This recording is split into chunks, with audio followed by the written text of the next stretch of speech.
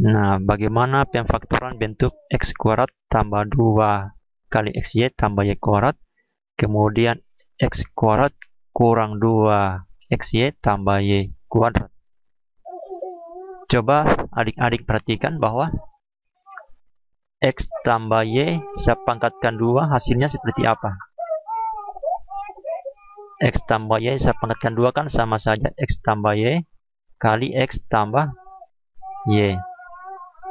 Nah, coba kita ikuti polanya x kali x dulu, yaitu x kuadrat. Kemudian x kali y, ya positif xy, sehingga di sini bisa tulis tambah xy. Kemudian y kali x, yx atau xy, sehingga saya tulis xy.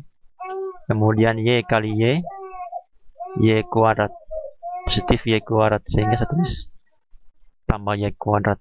Apakah ada yang bisa disederhanakan?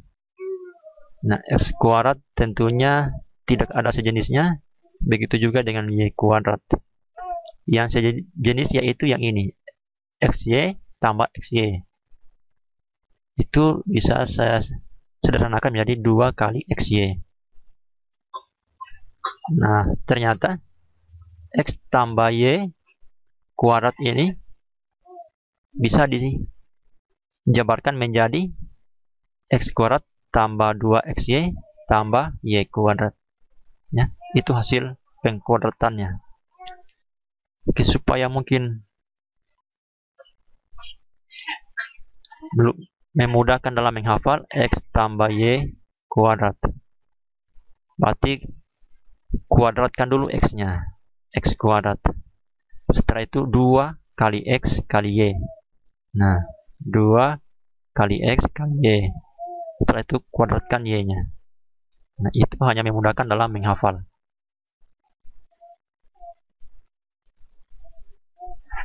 Nah, adik-adik sudah lihat bahwa hasilnya adalah seperti ini. Terus kalau saya balik, kalau saya mempunyai bentuk aljabar x kuadrat tambah 2xy tambah y kuadrat, itu bisa saya jabarkan menjadi perkalian apa dan apa? Ya, dengan mudah adik-adik bisa jawab, ini bisa saya jabarkan menjadi perkalian x tambah y kali x tambah y atau x tambah y kuadrat. Ya, kalau saya dapatkan soal seperti ini, apabila ingin dijabarkan menjadi perkalian apa dan apa, ya dengan mudah adik-adik bisa menjawabnya adalah perkalian x tambah y dengan x tambah y atau x tambah y kuadrat. Nah, secara umum bisa saya tuliskan seperti ini. X kuadrat tambah 2xy tambah y kuadrat bisa saya jabarkan menjadi x tambah y kali x tambah y, atau secara singkat saya tuliskan x tambah y kuadrat. Nah, contohnya seperti apa? Ya, mungkin lebih baik kita masuk pada contoh. Atau sebelum masuk pada contoh, kita perhatikan dulu yang selisih. Tadi adalah yang tambah, sekarang yang selisih. Oke, misalnya x kurang y kuadrat ini kan sama saja x kurang y kali x kurang y. Sama dengan pada penjumlahan yang tadi. Polanya x kali x, yaitu x kuadrat. Kemudian x kali negatif y, negatif xy. Kemudian negatif y kali x, negatif yx atau negatif xy. Kemudian negatif y kali negatif y, positif y kuadrat. Nah, ini mana yang sejenis, kita bisa satukan. Negatif xy kurang negatif xy. Ini kan negatif 2xy. Ternyata x kurang y dipangkatkan 2, hasilnya x kuadrat kurang 2xy tambah y kuadrat. Atau kalau saya balik, kalau saya tanyakan x kuadrat kurang 2xy tambah y kuadrat, ini bisa saya uraikan menjadi perkalian apa dan apa. Nah, dengan mudah adik-adik bisa menjawabnya.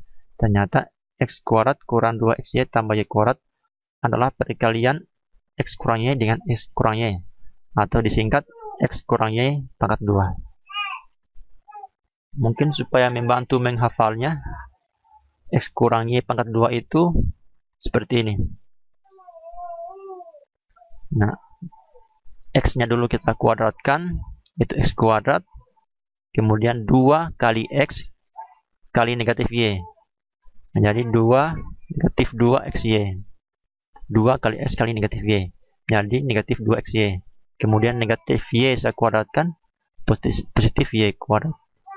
Nah, itu adalah cara untuk hafalnya. Nah, sudah kita uraikan bagaimana pemfaktoran X kuadrat kurang 2XY tambah Y kuadrat dengan yang tadi, kalau di sini tambah. Nah, sekarang kita masuk pada contoh supaya lebih mudah memahaminya. Kalau yang ini kan tidak jadi masalah tadi, hanya berganti huruf saja. X dan Y menjadi P dan Q. Ini kan dengan mudah adik-adik bisa menjawabnya. Perhatikan rumus yang tadi bahwa apabila ada bentuk aljabar katakanlah X kuadrat tambah 2XY tambah Y kuadrat, ini adik-adik bisa langsung tahu inilah perkalian antara X tambah Y dengan X tambah Y, atau disingkat X tambah Y kuadrat. Kemudian yang tadi X kuadrat kurang 2XY tambah Y kuadrat, bedanya sini tambah di sini kurang. Ini adalah perkalian antara X kurang Y kali X kurang Y atau X kurang Y kuadrat. Kalau bagian A ini kan sama persis dengan yang jumlah ini. Hanya berganti saja antara X dengan P, Y dengan Q. Ya, dengan mudah ini bisa kita kerjakan adalah